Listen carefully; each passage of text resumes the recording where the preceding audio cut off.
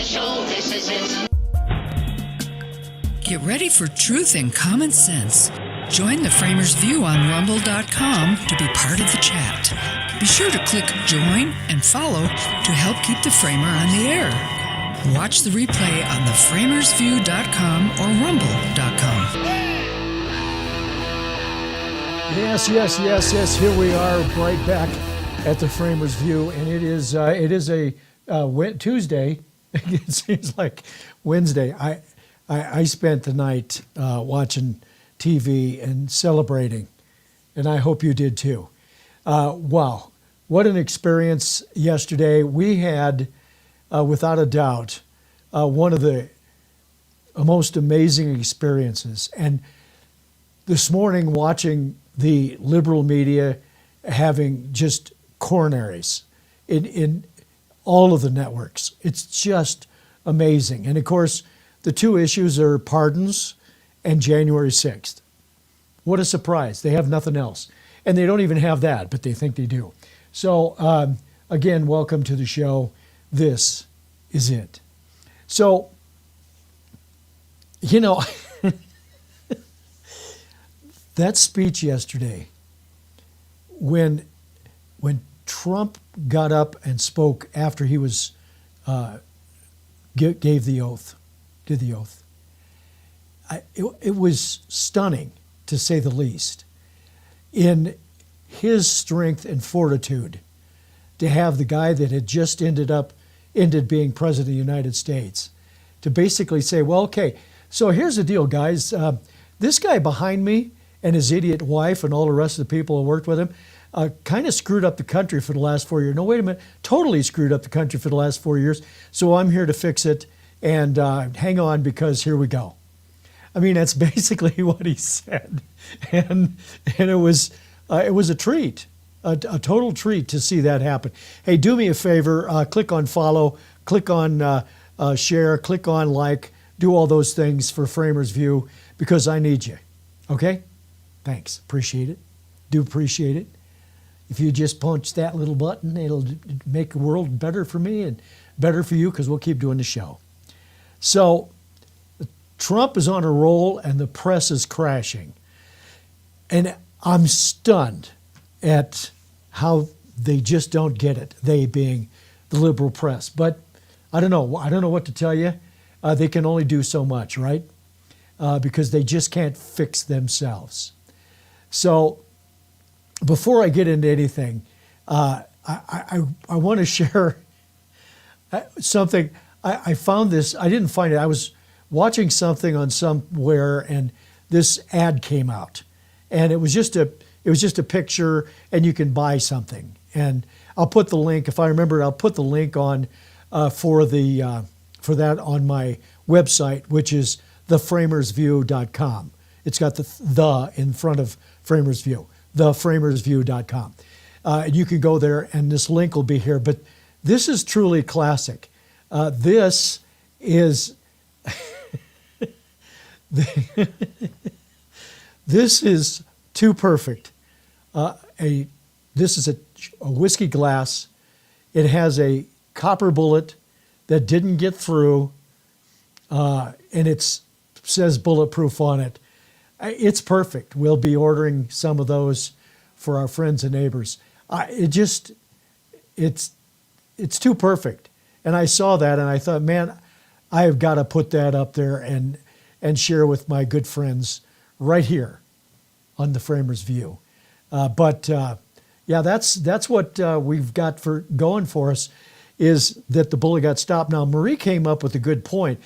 She doesn't want to buy the whiskey glasses until the end of the 4 years, because she's kind of like me. We got to make sure he lives past the 4 years with what the lunatics are that out there. And another point is, and Marie said this so well also, the vibrance of this guy. This guy that's, 78 years old, considering him compared to Joe Biden, could Joe Biden have done any of what Trump did yesterday? Starting probably at 5 o'clock in the morning and running until past midnight, and just cranking on doing it. It was amazing. So anyway, today it's a historic time. The Trump speeches, I'm going to be covering some of that because I think we should.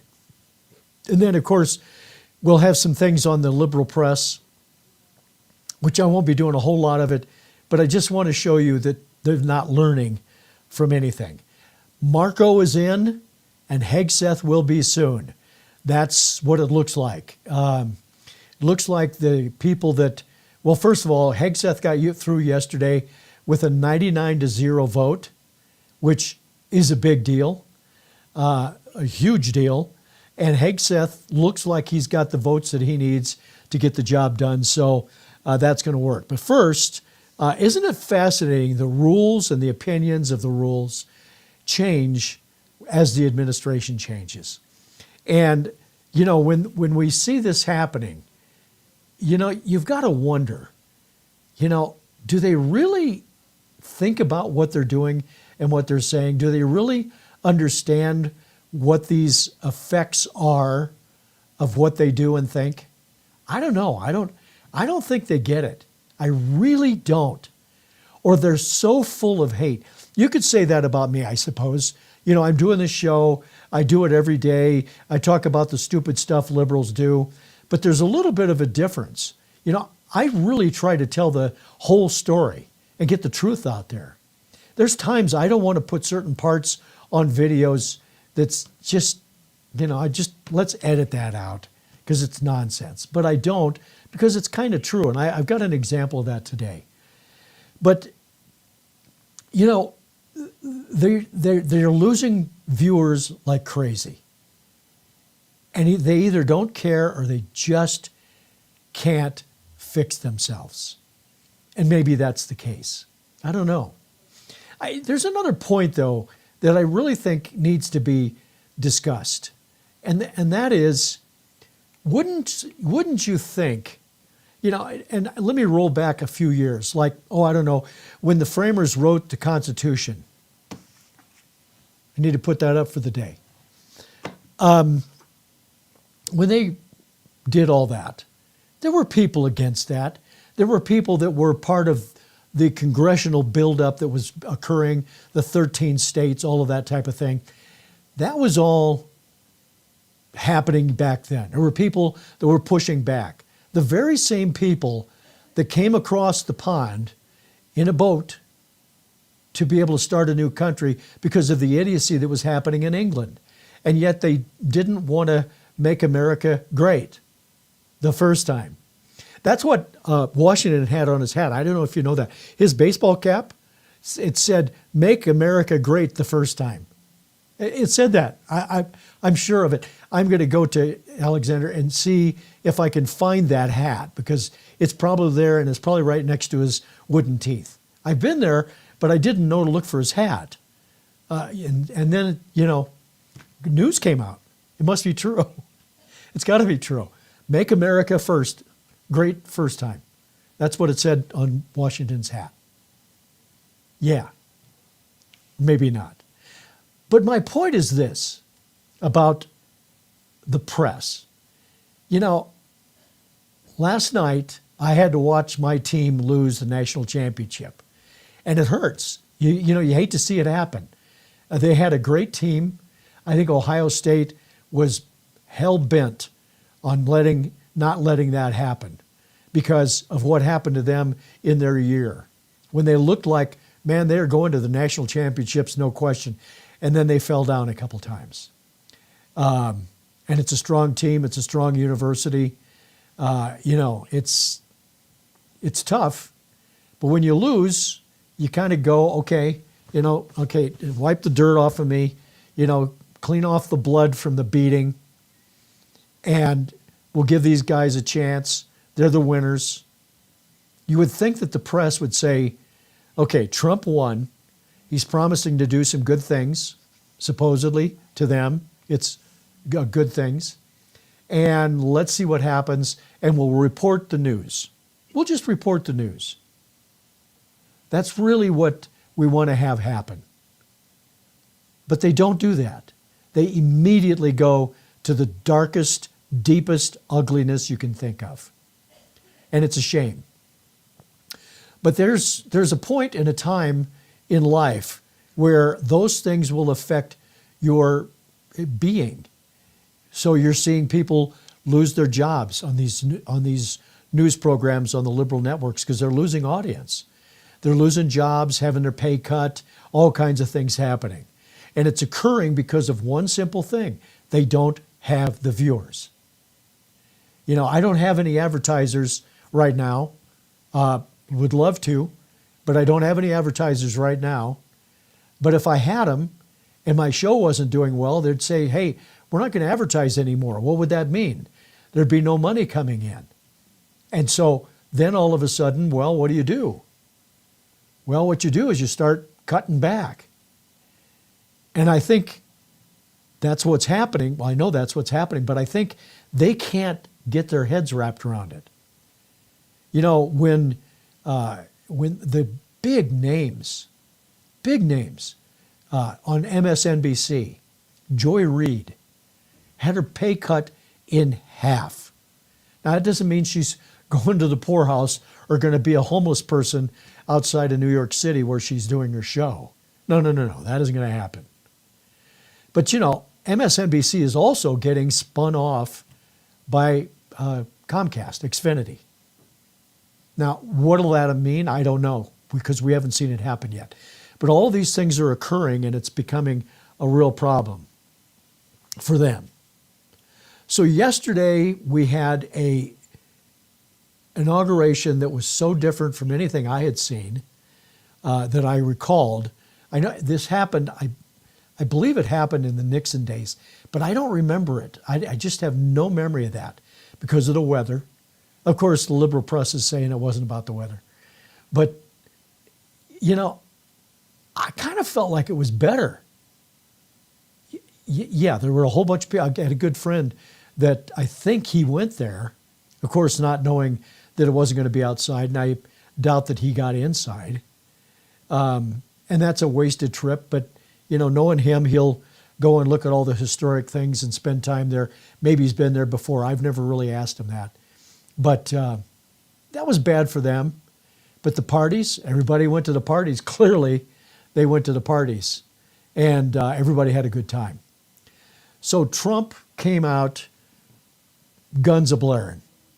And this first video I want to show you is the Golden Age video.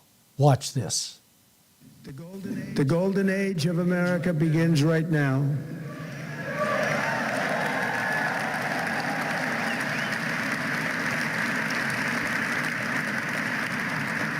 From this day forward, our country will flourish and be respected again all over the world. We will be the envy of every nation, and we will not allow ourselves to be taken advantage of any longer. During every single day of the Trump administration, I will very simply put America first.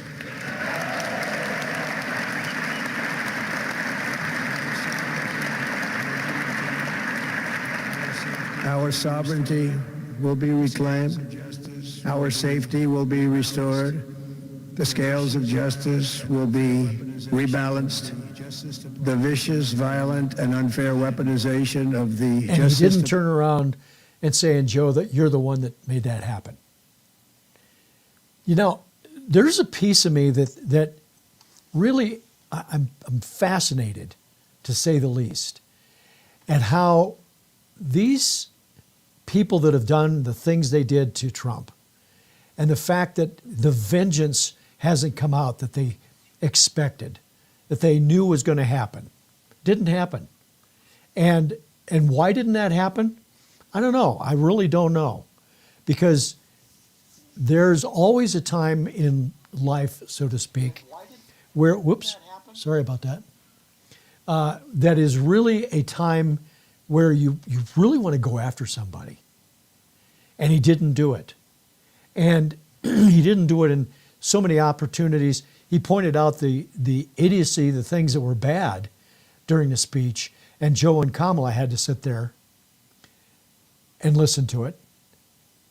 They deserved that.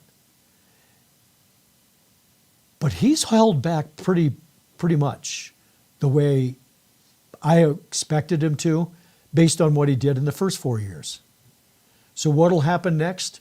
How will he take things? What will the Justice Department do? What will the FBI do? What will all of these alphabet organizations handle? All of the things that have happened in the past, will they let it go? That's what we have to find out. And we will find it out. But, you know, the liberals already know. They already know what's going to happen. The world's going to end. I think there's so much opportunity ahead of us, and we have to keep track of that in our heads. And the equality and the opportunities, that's something that Trump also spoke about. And, you know, I don't know how anybody, you know, in the world that I worked in, I felt that because of all the years I did it, not early in my career, but when I became successful, when I had people actually calling me to take care of things and to help their businesses, you know, I knew, without even having to think about it, I knew what to do. I needed to know what their particular situations were, but I knew what to do. When you're President of the United States, to have the confidence, maybe people say narcissism, but to have the confidence, the knowledge of what happened in his first 4 years, which he learned a lot from that he knows how to fix these things. He knows how to work with the allies and the enemies of our nation, of other countries. He knows how to negotiate, which everybody knows. He knows things that most people don't know or don't understand. So what will happen from this point on, we're going to find out. But watch this video. This is an interesting one. We will be working to meet every crisis with dignity and power and strength. We will move with purpose and speed to bring back hope, prosperity, safety, and peace for citizens of every race, religion, color, and creed. For American citizens, January 20th, 2025 is Liberation Day.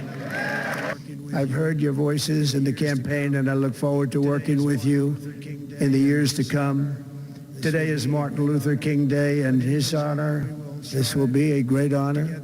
But in his honor, we will strive together to make his dream a reality. We will make his dream come This is true. really a big deal. This is a guy, you know, for all of the things he's accused of, I think racist is the last thing.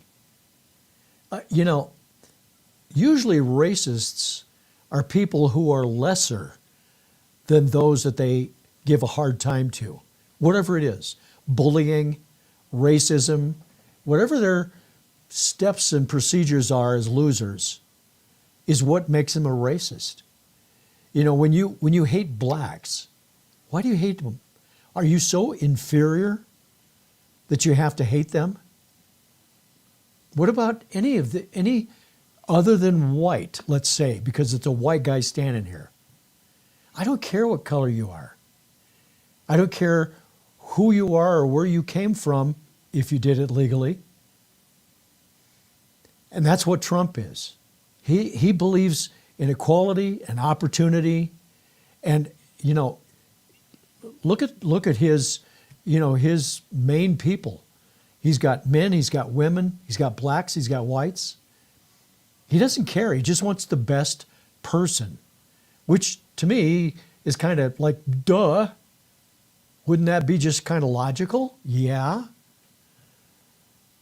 But they don't want to believe that. They don't want to accept the fact that that their idea of equality is actually hurting people.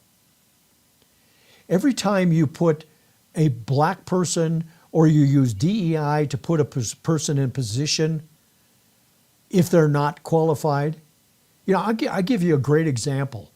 At the beginning, it looked like in pro sports that they were kind of doing that. And there were black guys that played in sports, played maybe in the NFL, for an example, and they got a job as a head coach and they got crushed. Some of them didn't. And what that told you is that Now, maybe they just made a bad decision, but were people ready?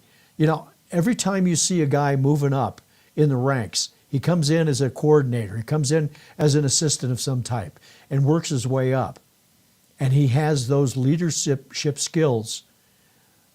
That's when you get the job. And you look at some of the black coaches that we have today.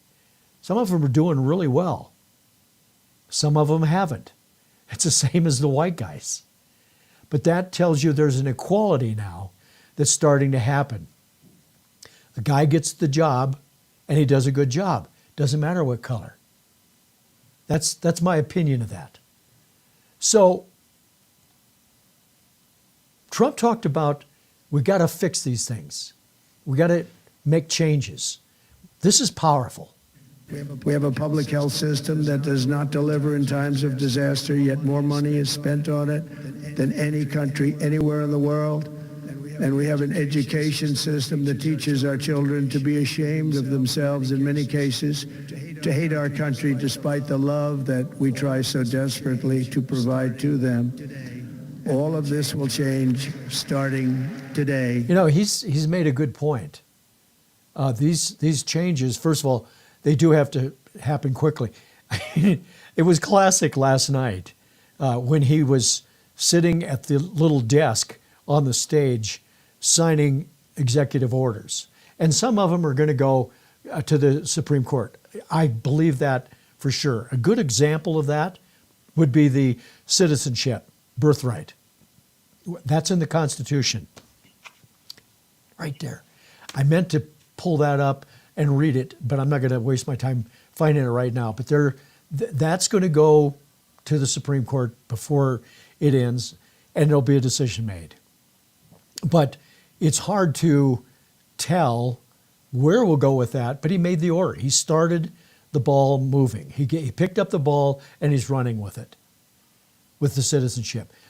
The fact is, these things have been taken advantage of because of the weakness of Joe Biden, for an example, and Barack Obama, and George W. Bush, when they just let people come across. In Bush's days, it wasn't anywhere near what it was later. But the point is that they came in, women came in pregnant with the very purpose of citizenship.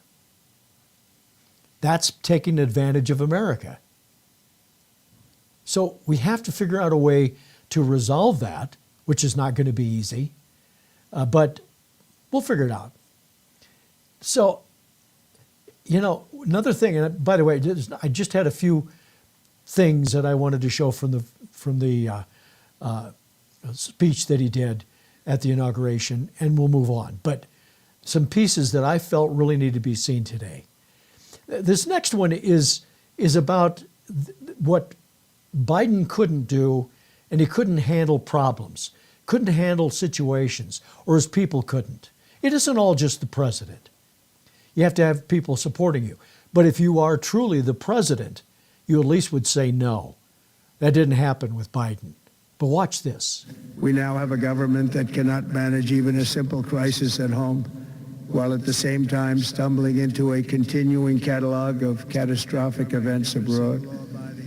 It fails to protect our magnificent, law-abiding American citizens, but provides sanctuary and protection for dangerous criminals, many from prisons and mental institutions that have illegally entered our country from all over the world. We have a government that has given unlimited funding to the defense of foreign borders, but refuses to defend American borders. This is one that has bothered me for a long time. When you see Trump speaking about this, he's speaking from his heart, but more importantly, recognizing that Joe Biden gave millions and billions of dollars to other countries to protect their borders. But we don't.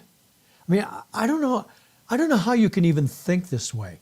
I don't know how we can take ourselves to a point where we would accept that Biden did those kind of things, but Trump trying to put up a border wall and now again getting started on that. I think that's going to be his big speech this afternoon when he talks about some new infrastructure, Maybe not. Maybe he's got something else planned. But he didn't call me and let me know. I don't know. It's could be. I keep waiting for the phone call, but no call coming in. But anyway, he does have his ways, and his ways have a lot of meaning.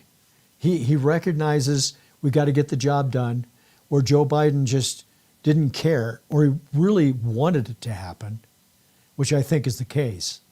Maybe they're so stupid that they think that America can't take care of itself.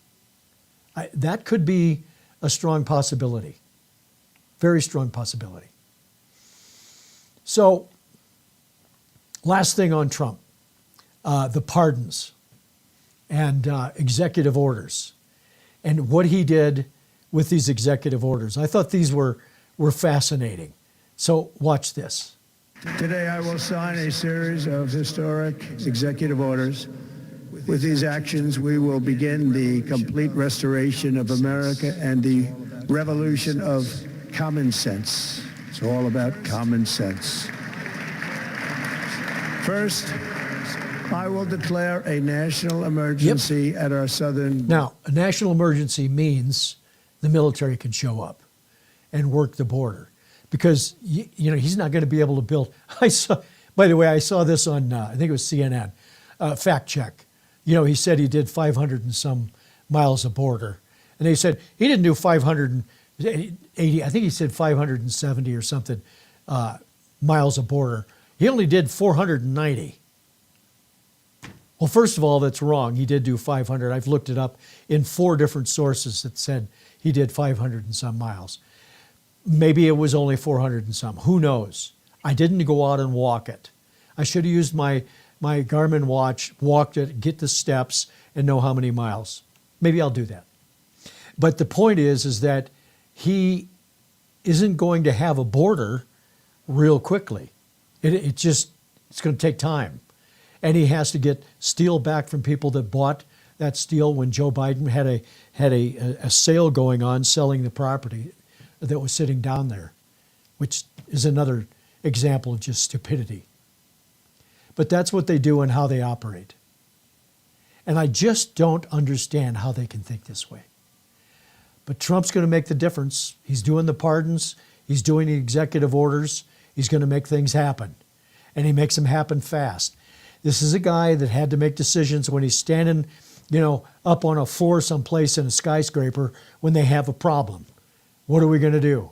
Or somebody walks into his office and says, we've got a problem. They explain it. He doesn't have to spend the next 6 months trying to figure out what to do. He just handles it. He just handles it. So, now we talk about the press. And Morning Joe, it's just classic. They're now talking about the preemptive pardons that Joe Biden did. And I want to talk a little bit, after we do this piece, I want to talk a little bit about how the differences are there. So let's watch this and then we'll talk.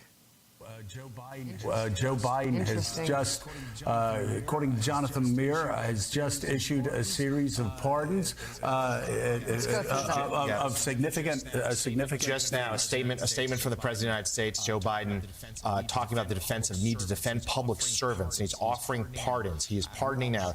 I'll just read from it. I'm exercising my authority under the Constitution to pardon General Mark A. Milley, Dr. Anthony S. Fauci, the members of Congress and staff who served on the January 6th Select Committee, and U.S. Capitol and D.C. Metropolitan Police officers who testified before the Select Committee. He goes on to say the issuance of these pardons should not be mistaken as an acknowledgement that any individual engaged in any wrongdoing, nor should acceptance be misconstrued as an admission of guilt for any offense. And just backing up a moment, we have known for months now speculation that there would be these preemptive pardons issued by the White House. There were some people wanted them, others did not. But a remarkable, historic moment here in just his final hours of the presidency, issuing pardons for those who... Okay, first of all, they're not targeted. This is just a great example of you can say something like I've talked about surveys. I can make a survey, get the answers I want anytime I want to. And it's the same thing when you report a story. They say that Trump is targeting them. Well, targeting is a different story. When you talk about targeting, you're talking about picking a crime and then finding the name. Pick on somebody. That's what they did to Trump. But this whole idea that he's targeting, the January 6th is a great example of this. January 6th was, first of all, a television show. It wasn't an investigation. Secondly, they had to figure out a way to stop Trump and get him impeached, which they didn't get done, but they tried to destroy him. And we know for a fact that everything that wasn't used in the impeachment hearing for evidence has been destroyed, which means whatever they didn't want to use because it would not work for their case has been destroyed. They've destroyed evidence. The law doesn't say if you don't use this information, you can toss it. All information, all interviews, all testimonies, everything that's done before that trial, before it all was done, and all of those things are sitting there and they decide not to use it, which no surprise there, but they don't have a right to destroy it. It's against the law. And now Biden's pardoned him. It's craziness, but that's what he's done. And he's done it with a zeal.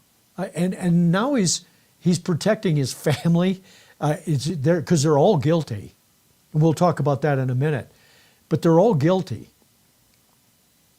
So Joe Biden was asked about this. He was asked about pardons in 2020 before he became the president. I think it was after he was elected, but before he took the oath of office. And he was on CNN, and watch this. President Trump is reportedly considering a wave of preemptive pardons. Does this concern you? All these preemptive pardons? Well, it concerns me in terms of what kind of precedent it sets and how the rest of the world looks at us as a nation of laws and justice. You're not going to see in our administration that kind of approach to pardons, nor are you going to see in our administration the approach to making policy by tweets. It's just going to be a totally different way in which we approach the justice system. I think if President Biden wanted to talk to me about that, I would talk to him about it, but I don't think I should be giving public advice on the pardon power. I think it's a very personal thing, but it is. I hope he won't do that. The President-elect has also talked about prosecuting members of the January 6th committee like you. I know you said you don't want a preemptive pardon from President Biden. Is that because you think the Trump administration will not actually prosecute? I don't know what the Trump administration will do, but it's for a couple of reasons. First, those of us on the committee are very proud of the work we did. We were doing vital, quintessential oversight of a violent attack on the Capitol. So I think it's unnecessary. But second, the precedent of giving blanket pardons, preemptive blanket pardons on the way out. Yes, this is just a great example. Adam Schiff, what a piece of bad news. He is fascinatingly comfortable with lying. Okay, there was a run-in into the Capitol by people that supported Trump. Can't deny that. If you deny that, then you're just lying to yourself. Were they all criminals that wanted to destroy the Capitol and kill the politicians? No. Were there some bad people? Yep. We'll talk about that.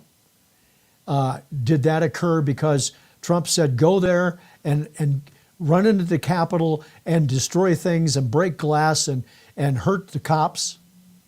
Nope. That's not what he said.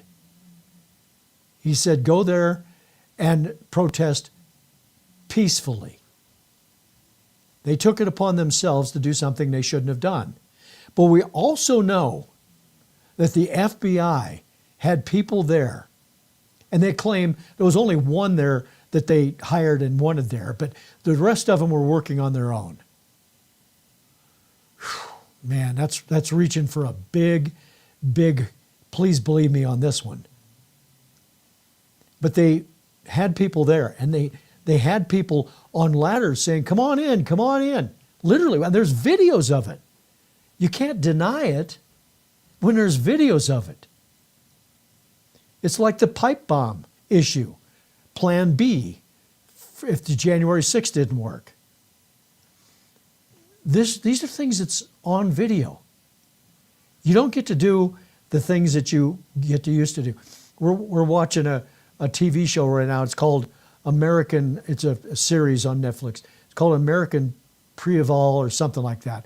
And it's about the military and the Mormons and the Indians, and people are getting killed and nobody's, getting caught because there's no DNA, there's no press, there's no police, there was a lot of corruption. And I thought to myself, oh, and if you're far enough away, you can't die because the arrow only goes so far, from the Indians. But, there were a lot of people that were killing people with the guns too. My point is that, it's changed today. There's video. There's a camera everywhere. There's a camera in my studio. Oh, of course there is. Oh. Okay.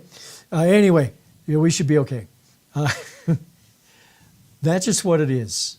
And how do we manage this?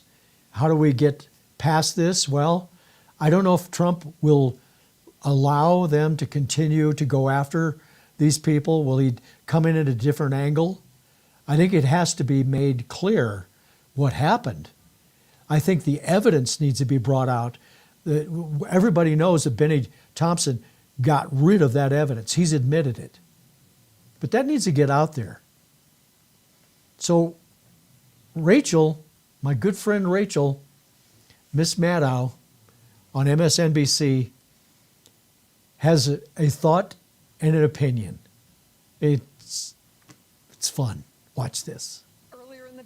Earlier in the day, we started seeing messages fly from January 6th defendants and their families claiming, even before any official pardons had been signed, that they were getting word that their charges were being dropped or they're being processed for release from prison. This was one of the earliest messages we saw today online, this man claiming that... Wait. I want to show you something. I want to back this up because this is important. Take a look at this. She said, just announced, and this is from Jake Lang.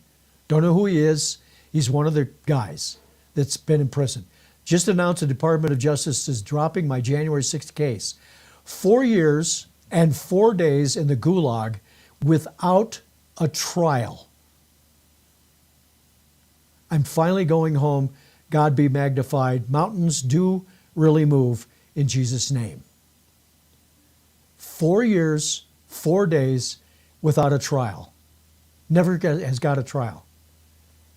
And they didn't have a trial for a simple reason. He wouldn't have been found guilty, but more importantly than that, and this is a big part of it, more importantly, they knew that the evidence that they had, that they didn't show, would come out if they did a trial. We'll go on. This is a man who had been charged with beating police officers with a baseball bat. That's him with the black bat there on the left side of your screen. Yep. And those are the guys, and I've said this before, when something happens that I really don't want to have seen, I still play it. I can't stand it that there were people that support Trump, maybe. Bad people join good people to make things bad. I don't know that happened. We don't know because the trial never occurred. It was a Proud Boys, whatever that is. QAnon. It just goes on and on and on. But the point is, we don't know an answer because the trial, the evidence that was brought out by little Liz and Benny and all of his other idiots that were on that panel, we never saw both sides. So how can we judge? How can anybody judge what's right and wrong? That's where the problem lies. That's how we have to wonder, how do we get past this? Because there's going to be people on both sides that are going to be upset. And then we talk about corruption, and Rachel. And corruption? Really? Let's talk about this. This was the maximalist option. This was the maximalist option. And, like the blatant transactional open for business corruption, founding his own currency that you can buy to put money in his pocket the weekend before he becomes president. Aside from all of that just blatant open for business corruption, what we're seeing here with the January 6th pardons, this kind of thing does have the benefit of novelty, right? We've never quite seen something like this before. But like with the corruption, the boring thing about it is that we know exactly what this leads to. Authoritarian rulers all over the world have always liked to have paramilitary, loyal but unofficial perpetrators of violence and menace to work on their behalf, to intimidate and hurt anyone in opposition, And this is to make why it too scary. we have the problem we have today. Biden, corruption? Are you kidding me? This is the guy that said, I know nothing about what my son's business dealings are. Then we find pictures of him being overseas with those same people that Hunter Biden was working with. Then we see the emails where Hunter Biden is saying the big guy gets 10%. And oh, gee whiz, who's the big guy? And then the big guy gets $40,000 after Hunter Biden got $400,000. 10% of 400,000 is 40 the last time I checked. And he got that money. Now, that's corruption. And then there's the money that was taken from the oligarchs in Russia. And Biden was enriched by that. And then they have a big deal about the fact that Trump had documents at his house.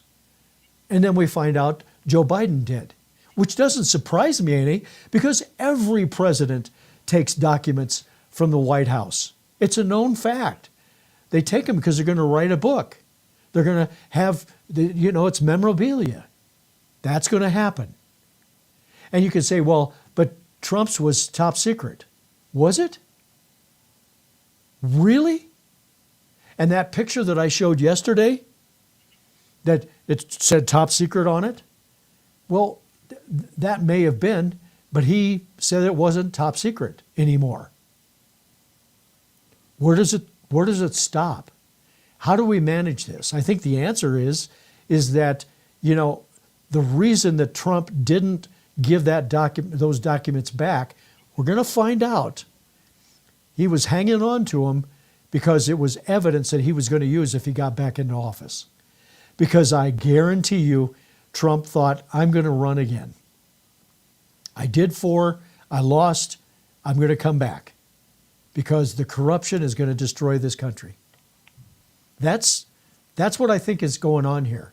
Because Trump's smarter than the average puppy. It's so clear where we are today. We have people that don't want the evidence to come out, and we have people that want the evidence to come out. That's Trump. And now he says he's going to release the Kennedy documents. I may not even be on the show the next day after that happens. Not because of the fact that he did it, but because I fell and hit my head by passing out when I found out it came out. Or I'm still reading the documents to find out what happened. Because I think we're going to find something out that the public probably doesn't want to know. A very disgusting situation that occurred. So let's look at a positive thing. What do you say? So this is positive. There's a guy named Pete Hegseth. You might have heard of him. And he's one of the examples of things that are going to happen. I'm going to show a video about that in a minute. But first, I want to share with you, there's a guy named Brian Holt, and he was talking about the positivity that's occurred just since Trump won. Not even, we're talking about November 5th, and coming all the way through, and how things have changed big time. So watch this video. This is interesting. I know this is all great news all the way around. And honestly, his carrying a big stick and speaking firmly, it has a reverberating effect back here at home, especially in the Pentagon, because morale is soaring. Get out of the political realm and go to just the rank and file troops and forces. And they're with him. They want to be led by a no BS, constitutionally based, focused leader who believes in peace through strength, the highest forms of readiness. And you can tell because the recruiters across the nation are getting a look. They're coming into the doors. They're going, hey, tell me about the Marine Corps. And it's a beautiful thing for him to start the day before he starts at Arlington. I said, I think it was mid-November maybe. Might have been earlier than that, when Trump had won, and he started to announce who are going to be on his cabinet, who are going to be his secretaries. And he named Pete Hegseth. And I made the comment, I said, this is fantastic. And one of the key points that I made was that Pete Hegseth will create the whole recruiting process better, faster, bigger. Build back better. He's going to make a difference. And already we're seeing more people joining the Army, the Navy, the Marines, the Air Force.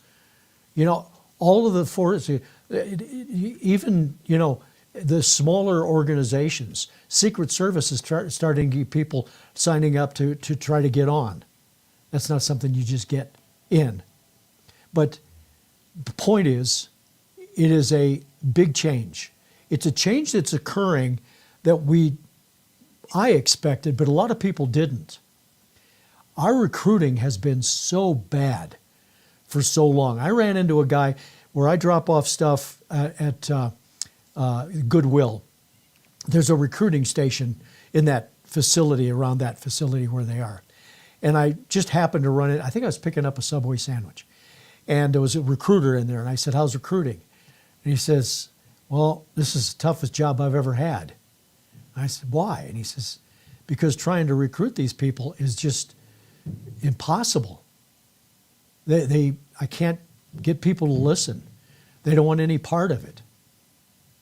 And that was because of Joe Biden and what he does, what happened in Afghanistan and all of those type of things.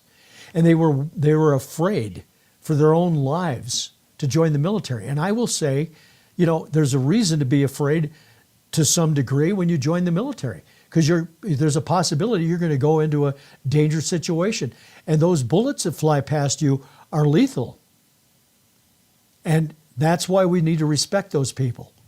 I think back to World War II, when the servicemen came back from World War II, they were hailed as the heroes. When they came back from Korea, not quite as much, but they still were.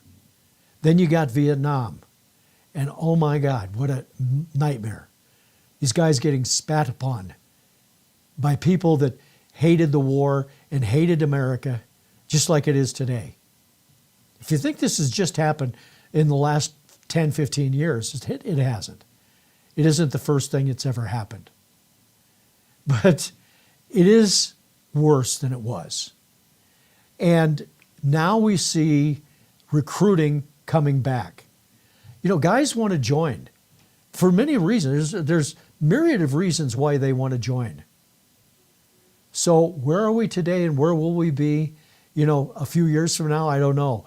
But I think Pete Hegseth is going to get in. And here's a video that gives you an idea why I feel this way. couple of nominees, as we said, appearing on Capitol Hill this week, and maybe the most contentious was Pete Hegseth. Now, he does have the support of Senator Ernst, as we mentioned.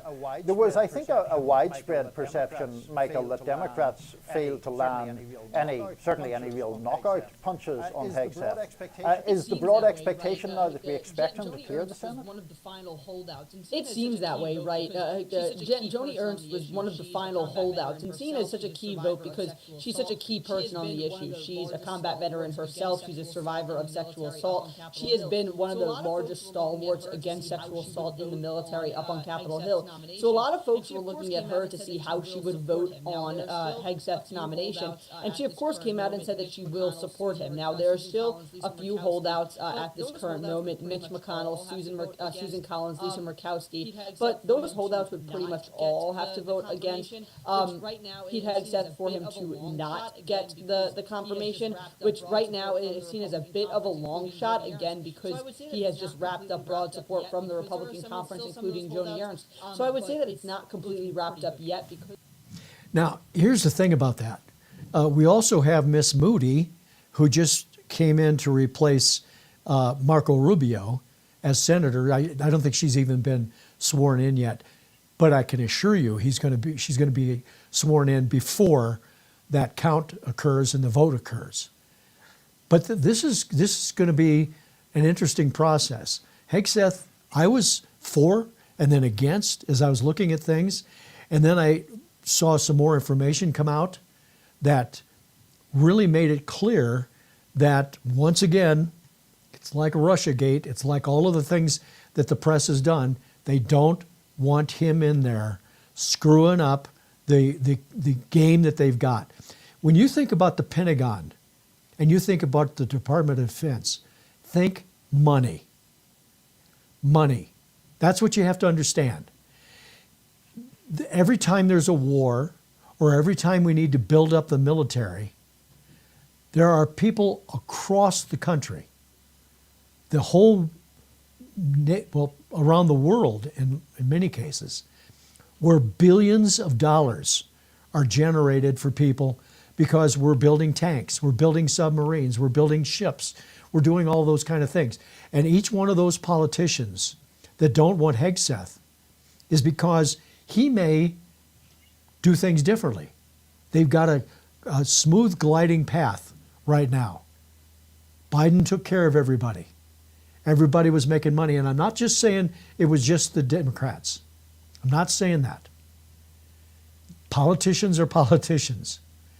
But it is a dangerous thing to say the bad things they've said about Hegseth, which have all been debunked at this point. And it just doesn't seem like it makes any sense. And there's nobody that supports the military more than he does. And, you know, yeah, is the Pentagon a big deal? I can tell you this. You know, you can run a business that has 100 people or a business that runs 300 people. Is there a difference? Yeah, you've got a few more managers. You've got a few more problems. But you hire people to support that. They've got that. He may have to change some of those, but he'll have that support. He'll have those people that will help him through this.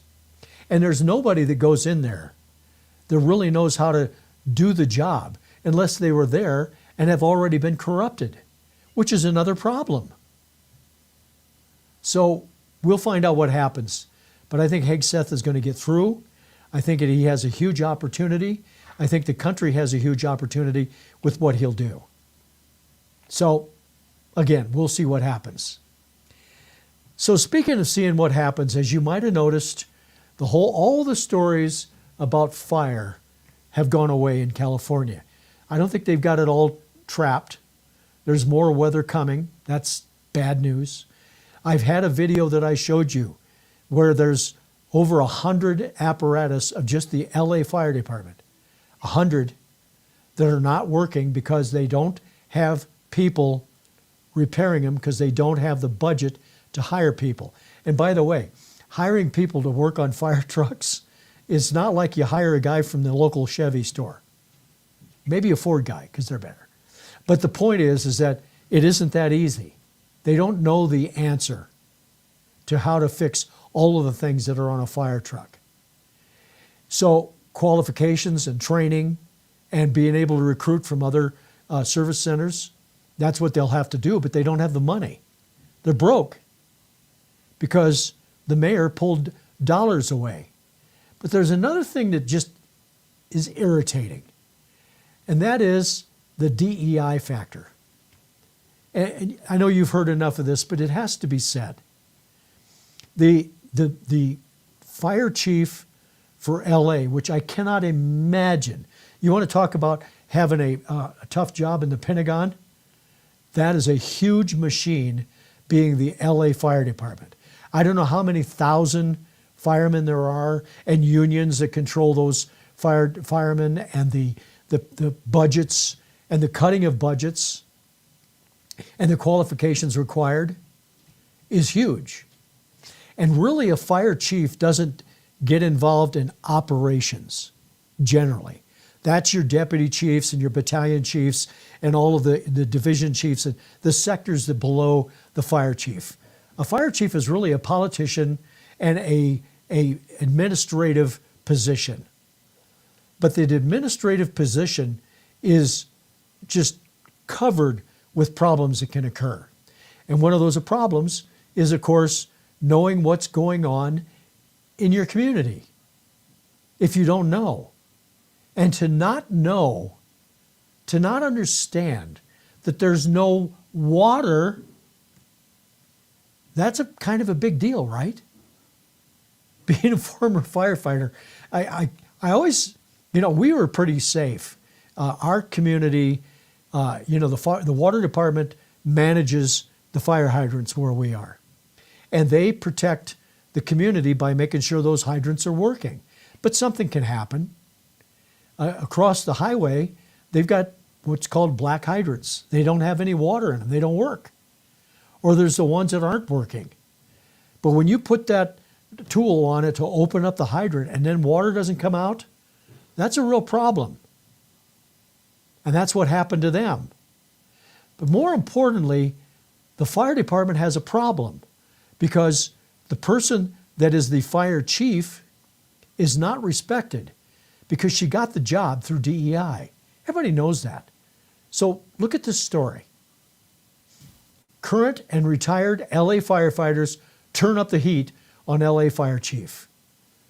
Fire Chief Kristen Crowley is under mounting pressure to step down amid criticisms of her handling of recent wildfires, including disapproval from her own ranks within the Los Angeles Fire Department, LAFD. That's a big problem for her. Your job as fire chief was to prepare us for an incident of the magnitude that you have failed. The firefighters stated in the letter, they further asserted, if you had done things right and prepared the LAFD, that's when they say prepare, it's not about training, maybe it is too, but it's about not having fire trucks to fight the fire, not having the number of firefighters you need. For an incident of this magnitude, fatalities would have been reduced and property would have been saved. That's a big statement. The letter also suggested that Crowley's resignation would be in the best interest of Los Angeles citizens. Crowley, who made history in 2022, here we go, as the first female and openly gay fire chief to lead the department, that shouldn't be even an issue, has been under scrutiny for ineffective leadership. Already, before this, since her appointment, 125 commanders. Remember I mentioned, the deputy chiefs and the division chiefs and the battalion chiefs, all those people, 125 of those have retired. There's a reason, leading to leadership voids in firehouses across the city. They did that because they were not confident in what she did. I'll bet a bunch of those became chiefs around the country. Crowley's focus on diversity, equity, and inclusion.